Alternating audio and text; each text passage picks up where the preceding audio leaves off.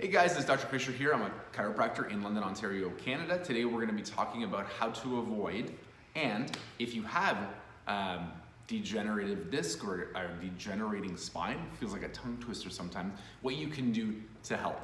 The video is going to be broken down like this. I'm going to spend some time talking about what spinal degeneration is, how it shows up, what are the known mechanisms of it, what you can do to avoid it or prevent it, and even if you have it, what you can do to slow it down, or maybe even in some of the better cases, maybe even stop it from getting worse. So I just happen to have my trusty spine here, and if you've ever been told, or if you know that you have a degenerating spine or degenerating disc disease, what that typically means is that the lower 5 vertebrae, so the lumbar vertebrae, so L5, S1, L4, L3, L2, L1 are wearing out. This also happens in the neck.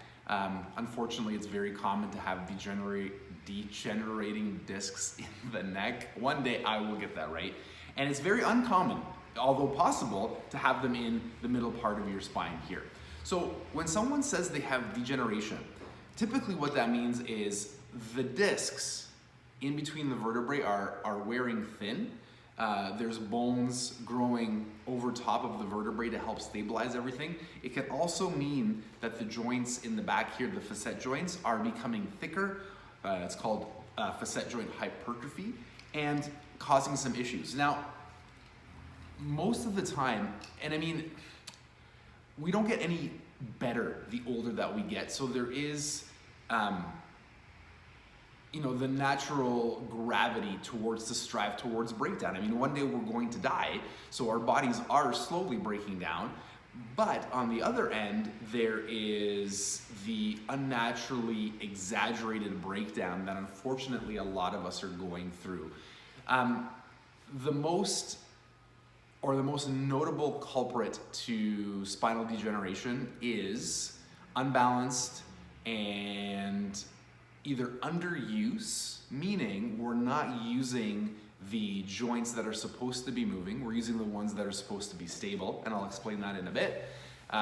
Inflammation, when I did a post, I think it was about a month ago now, I read a paper on how people that have diabetes type 1 and type 2 diabetes experience joint degeneration and arthritis much quicker than the average population. And I mean, I think that's an important point because a lot of us probably still don't link diet to actually what happens physically with our body. And then of course there's the emotional stress of everything, right? So, I mean, I'm recording this video, we're in a global pandemic. The rate of suicide is up. It's harder emotionally on people. So there's the 3 avenues, the physical one, the chemical one, and the emotional one, and that's how it ends up like this. So with physical ones, what starts to happen is we move the incorrect parts of our bodies, and the parts of our bodies that should be moved are actually stiff. When it comes to your spine, you want your spine to be stable. So something as simple as tying up your shoes or gardening. Before I injured my spine, and I've injured my spine unfortunately many, many times incorrectly over the way, is a lot of the motion would come from the spine. So I'd be bending over at the waist, I'd be bending over and then twisting. And what your spine likes is your spine, particularly your lower spine, likes stability. It wants to be stable, it wants to be braced, and it wants to remain in this position. Your spine is really good at accepting gravitational force downwards. It's really, it's cushiony, and it does a good job of absorbing it. Your spine, particularly your lower spine, where most of this degeneration happens, does not like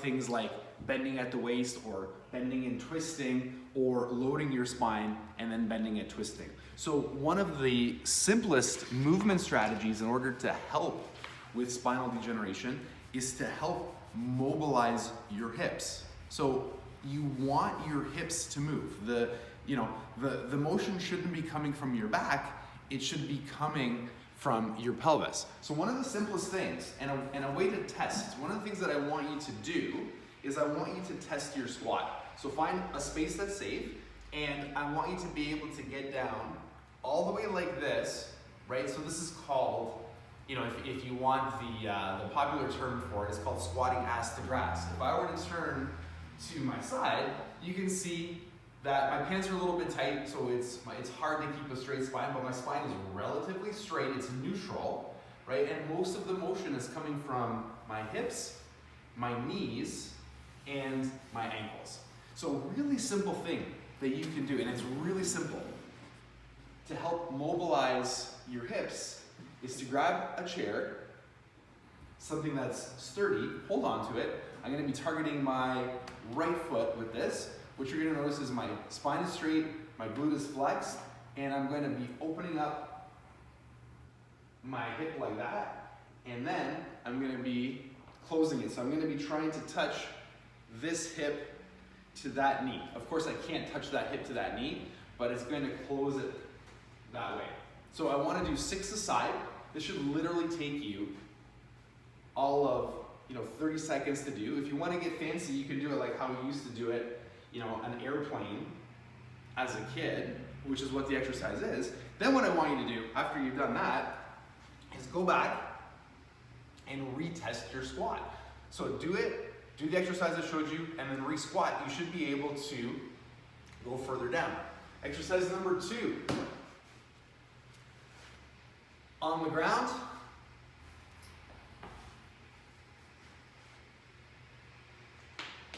Knee on the ground, ankle on the ground, knee on the ground, ankle on the ground. If you can't get into this position, get as close as you possibly can. My weight is balanced, meaning I'm sitting on both butt cheeks with relatively the same amount of weight.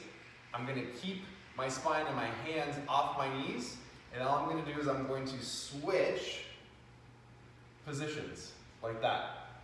And again, it's a little bit tighter on this side. This knee's not quite making it. This leg is okay, but we wanna do, again, 6 aside, like that. And then again, you wanna retest.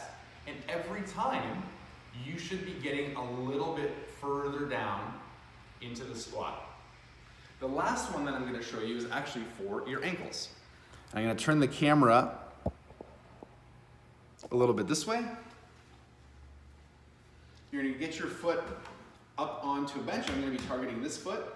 And what I want you to do is get your toe out, or get your knee out over your toe as far as you can go, and work on keeping the heel down and keeping the top of your knee going forward. You should feel pinching in here and a stretch back here, and I'm helping your ankles to open up. And then again, what I want you to do is I want you to go down, and I want you to test, and it should feel like things are getting easier and easier.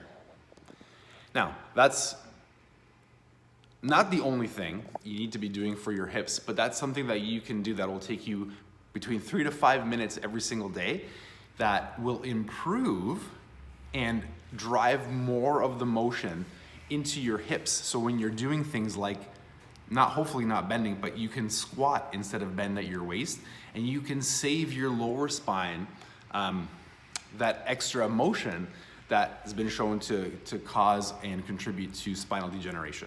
If you have any comments or questions, and there's a lot, this is a massive topic, please just write them below, and I'll be more than happy to answer them and to start a conversation. Have a great day. Look forward to talking to you soon.